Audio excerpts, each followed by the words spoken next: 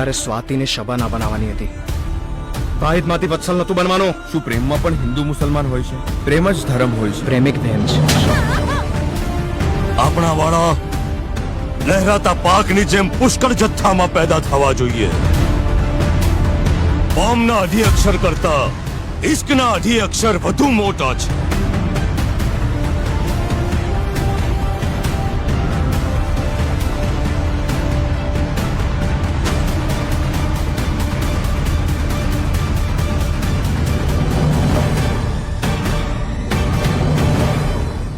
હોય મકસદ કે મોહબ્બત, બંનેની કોઈ હદ નથી હોતી.